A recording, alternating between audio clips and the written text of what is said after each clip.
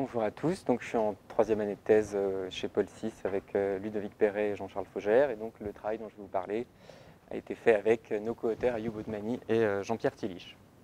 Donc ça fait le 5e exposé de code de la matinée, donc je ne vais pas revenir sur les fondements de la sécurité de Mac-Ellis. Je pense qu'Alain et Irène ont fait ça très bien. Juste, je vais parler de code alternant, de mettre dans le même cadre qu'Alain. Donc le code, le schéma Mac-Ellis qu'on considère, il est instancié avec un code alternant. Sa matrice publique, c'est gpub, comme tout le temps. Et les éléments privés, ce sont les deux vecteurs x, y, les multiplieurs pour y et le support pour x, qui servent de clé secrète. Et alors les constructions qu'on va considérer, ce qu'elles ont de spécifique, c'est qu'elles essayent de résoudre le problème de la clé publique, donc par une méthode qu'Alain avait mentionnée. Donc l'idée de base, je crois que ça vient de Philippe Gabory vers 2005, qui était de construire des codes dont la matrice publique soit faite de blocs, là, de petits blocs comme ça. Et ces blocs, ils vont être symétriques, avec, il y a différents types de symétries qui ont été proposés, donc, soit par Berger, Carrel, Gabory, Othmani, soit par Raphaël et Paolo Barreto. Donc dans un cas, on avait des blocs qui étaient cycliques, donc on fait juste un cycle, on applique un cycle sur la première ligne et on déduit toutes les autres lignes. Et dans l'autre cas, qu'on regardera de plus près, ce qu'on va appeler une symétrie diadique ou monoïdique. Diadique, ça veut juste dire monoïdique en caractéristique 2. Où là, on a encore une symétrie qui est un petit peu compliquée parce qu'on a des blocs de blocs, vous voyez. Bon, l'essentiel, c'est de dire qu'on peut déduire toutes les lignes de la matrice à partir de la première ligne. Ce sont des matrices carrées de taille t fois t dans les deux cas. Donc on a un facteur de compression si on veut stocker cette clé publique qui vaut exactement t. Alors on verra quand derrière, en fait, pour les codes, ça veut dire qu'on cherche des codes avec un certain groupe de permutations, un groupe de permutations qui est connu et qui permet donc de déduire toute la matrice à partir de l'information réduite. Alors dans ces designs, ce qui était intéressant, c'est que pour les attaques de type ISD, pour le décodage générique, le fait de savoir qu'il y a cette structure symétrique, ça ne change pas significativement le décodage, ça reste exponentiel. Donc la sécurité des messages n'est pas altérée. Bon, c'est pour ça que les designs étaient intéressants. En revanche, l'année d'après, à Eurocrypt 2010, Faugère, Othmani, Perret et Tillich ont présenté une attaque algébrique sur les schémas Mac-Ellis avec des codes alternants. Donc c'est une attaque algébrique tout simplement parce que les vecteurs secrets y et x sont décrits comme les solutions d'un système d'équations polynomiales qu'on écrit à partir de la matrice publique, tout simplement. Alors ces systèmes, je ne vais pas rentrer dans des considérations algébriques très précises. Bon, c'est un système très structuré, qui n'est pas du tout comme un système aléatoire. Vous voyez, les inconnus, c'est y et x, alors elles se mélangent de façon spéciale. Elles ont ce qu'on appelle un bidegré, c'est-à-dire toujours le même degré pour les variables y, puis toujours le même degré pour les variables x. Bon. Je laisse Pierre-Jean, je pense, donner plus de détails dans son exposé de demain sur la structure de ce système. Peut-être. Ce qui était intéressant avec cette attaque, parce qu'en pratique, le système qu'on obtient avec le vrai schéma Mac-Ellis, sans aucune symétrie, le système est énorme et on ne peut pas du tout le résoudre. En revanche, quand on sait qu'il y a des symétries, comme je vous avais montré, cycliques ou diadiques sur la matrice publique, eh ben, les variables x, les variables y, elles ne vont pas du tout être indépendantes. Les variables x, elles vont être reliées entre elles et les variables y, pareil. Ce qui fait que dans les systèmes qu'on obtient, pour les variantes quasi-cycliques ou quasi-diadiques, il y a une réduction du nombre de variables qui fait qu'on a des systèmes avec beaucoup moins de variables. Et là, on peut résoudre. Alors pour le quasi-cyclique, c'était assez clair que toutes les instances étaient cassées, c'était avec F5. Et puis pour le quasi-diadique, alors là c'était un peu plus mitigé, il y a des variantes qui marchaient très bien.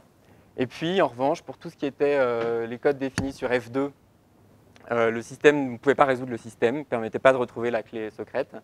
Puis ensuite, il y a eu les généralisations qui ont été proposées après sur des corps premiers, sur F3 ou sur F241 par exemple.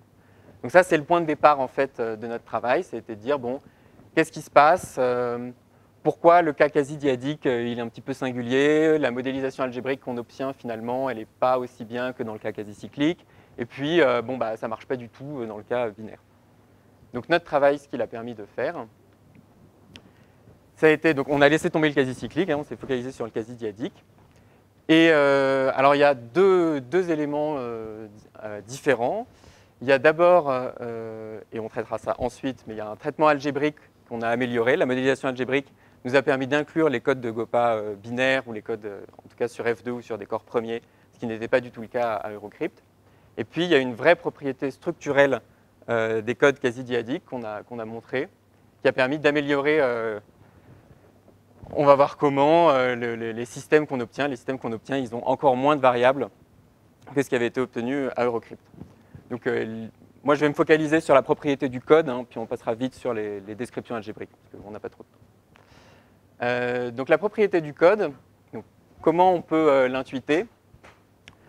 Ce qu'on fait à Eurocrypt, voilà, c'est qu'on part d'une matrice avec des symétries, on construit le système, et puis on réduit le système en sachant qu'il y a des liens entre les variables. Et nous, ce qu'on a fait, c'est plutôt de se dire, est-ce que le système qu'on a obtenu après réduction, il ne viendrait pas d'un code qui aurait déjà été réduit et qui se construit à partir de la matrice de départ, la matrice publique, un code qui aurait des paramètres complètement réduits et pas de symétrie, en fait. Donc, la réponse, c'est non. Mais en se posant la question, on trouve cette construction qu'on a appelée la construction du folding, et on va voir ce qu'elle nous apporte, en fait. Elle nous apporte mieux que simplement la réponse à cette question. Donc, pour vous expliquer la construction du folding, il faut expliquer comment sont construites les matrices là-haut. Donc, c'est ce que je vais faire tout de suite. Donc, ces matrices, ce sont des matrices de code alternant.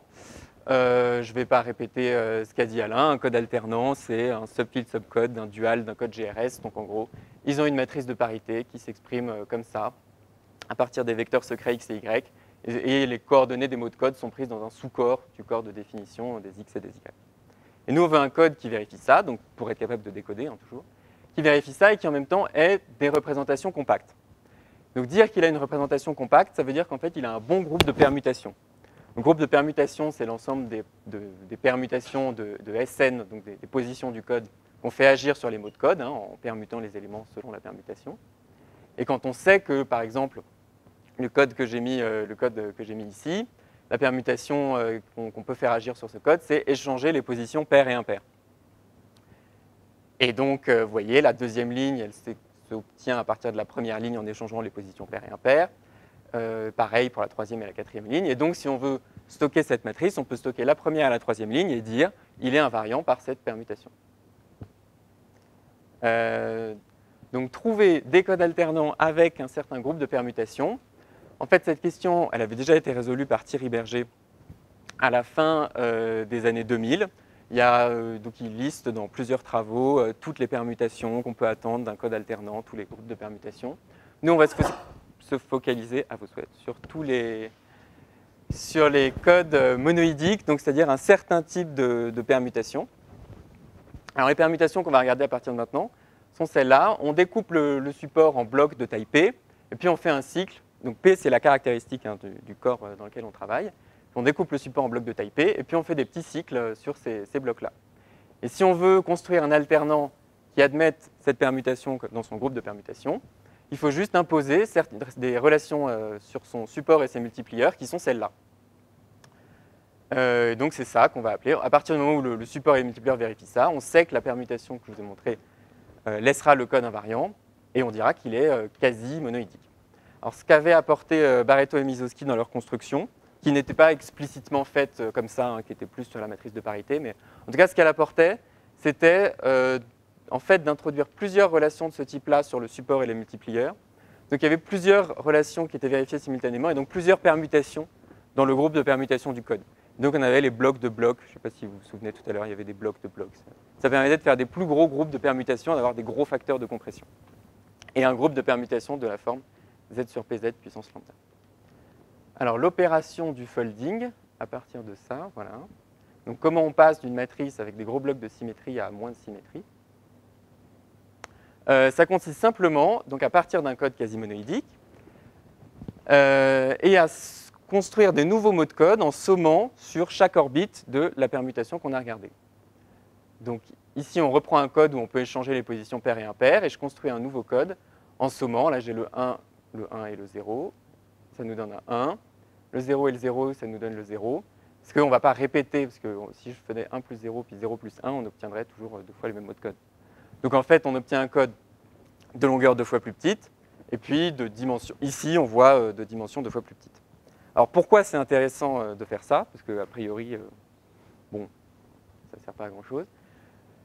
Le résultat très fort qu'on a prouvé, c'est de dire qu'en faisant cette opération, on préserve la structure alternante du code, c'est-à-dire que le code foldé, c'est encore un code alternant, Et ces éléments privés, on peut les exprimer. Et en particulier, les multiplieurs sont conservés. Donc pour un code où on pouvait échanger les positions paires et impaires comme ça, les multiplieurs, ils étaient égaux sur chaque bloc de 2. Bon, ici, on n'a plus de bloc de 2. Mais on a toujours les mêmes valeurs pour les multiplieurs. Et puis, si on était parti c'est une opération qu'on peut répéter, si on est parti d'un code où il y avait plusieurs permutations, donc on fold par rapport à une permutation, on regarde les orbites selon une permutation, et on préserve les autres permutations. Donc en fait, on va pouvoir recommencer cette opération. Donc ce que ça veut dire moralement, ça veut dire que on construit à partir de la matrice publique un code qui est beaucoup plus petit que le code de départ et qui a la moitié des éléments privés, le vecteur y, qui est exactement identique. Et puis on verra où Alain nous disait effectivement, quand on a les y, on retrouve le x assez facilement. Et donc la sécurité de la clé, véritablement, il faut la regarder non pas sur un code, par exemple, avec des gros paramètres et des gros blocs de taille 128 par 128, mais sur un code tout petit où on a enlevé les blocs de taille 128 par 128 à force de folder, et on est arrivé à des trucs où il ne reste plus qu'un élément dans chaque bloc.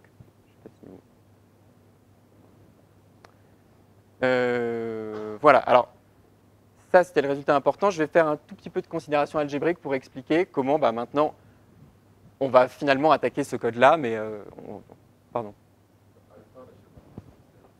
Alpha, c'est l'élément qui a servi à la construction du support. C'est exactement celui-là. Effectivement. Ah oui, alors d'abord, je vais quand même vous donner une idée de pourquoi ce résultat est vrai. Donc là, les 2 slides qui suivent vont être juste un petit peu techniques. Donc on va regarder ce qui se passe quand on plie un mot de code. Donc pour ça, on a besoin d'une description explicite des mots de code. Donc on a besoin d'introduire des multiplieurs qui correspondent aux multiplieurs du code dual, donc ils s'expriment directement à partir des multiplieurs. Bon, c'est pas très important. Et puis sinon, c'est un code d'évaluation, comme disait Alain, en le support, et on multiplie par nos multiplieurs. Puis on s'intéresse uniquement aux mots qui sont dans un sous-code. Bon, ça, c'est pas grave. Donc ce qui se passe quand on somme, les multiplieurs sont les mêmes sur toute l'orbite, et puis on a une expression spécifique pour les mots du support. Donc on obtient un multiplieur qui est le même que le multiplieur du code de départ, puis un polynôme en le premier élément du bloc. Et on va regarder ce polynôme un peu plus en détail. Ce polynôme, il a une propriété forte de symétrie, c'est qu'il est symétrique sous la transformation x donne x plus alpha. On peut remarquer que c'était la même transformation que celle qui avait servi à construire le support. Et donc ça, ce que ça veut dire, on peut prouver, c'est pas très compliqué, par des divisions euclidiennes, que ce polynôme, on peut l'écrire comme un polynôme en degré beaucoup plus petit, en degré divisé par p, qui est la caractéristique, qui est l'ordre de la permutation, et donc un polynôme q évalué en xp moins alpha puissance p moins 1x. Donc là, on a vraiment baissé le degré du polynôme, donc on a construit un alternant d'ordre beaucoup plus petit que le code de départ. Donc là, on a montré simplement une inclusion, mais ce n'est pas grave, pour faire la cryptanalyse, ça ne pose pas de problème. Voilà, alors les systèmes algébriques, maintenant. Je passe juste rapidement, c'est juste donner l'idée comment on a complété les modélisations algébriques, ce qui manquait en fait par rapport à l'attaque d'Eurocrypt. Donc dans l'attaque d'Eurocrypt, ce qui était considéré, c'est juste que le code public était un code alternant. Donc voilà, il était inclus dans le dual d'un certain GRS. C'est exactement dire qu'il y a une matrice de parité de la forme VT de XY, qui était la grosse matrice avec les monômes qu'on avait vus X fois Y. Et on peut dire plus pour un code de Gopa en utilisant des propriétés qui sont connues, sont assez connues, qui disent que, bon, par exemple, le code étendu d'un code de Gopa, il a une matrice de parité qu'on peut déduire en rajoutant simplement le point à l'infini et l'inverse du coefficient du polynôme de Gopa. Et le code étendu, il s'obtient à partir de la matrice publique en rajoutant l'opposé de la somme des coefficients de la ligne. Donc c'est des constructions simples, et ça rajoute en pratique des équations. On a plus d'équations que ce qu'on avait là simplement. Et pour les codes de Gopa binaires, en fait, les codes de Gopa binaires, c'est des codes sauvages, pour faire le lien avec ce que disait Alain. Donc on a le droit d'avoir un 2t au lieu d'un t simplement ici, en mettant le petit carré ici. C'est le q plus 1, c'est exactement ça. Donc on obtient encore des équations en plus qui font qu'on décrit mieux la structure du code. Donc on a des systèmes dédiés en fait pour chaque structure. Il faut regarder quand on veut appliquer ces systèmes, quelle est la structure du code public qu'on regarde. Alors en plus, un point qu'on a amélioré par rapport à l'attaque d'Eurocrypt, c'est qu'on a mis au point une méthode d'élimination des variables. Il y avait déjà une partie des variables qui étaient éliminées grâce à la structure des équations. Nous, on a éliminé sur les 2 blocs de variables. C'est-à-dire que k et n, donc k c'est la dimension et n la longueur. Et ça a beaucoup d'avantages pour les codes qui ont une grande dimension. Bon, c'est pas très important, ça augmente un peu le degré. Bon.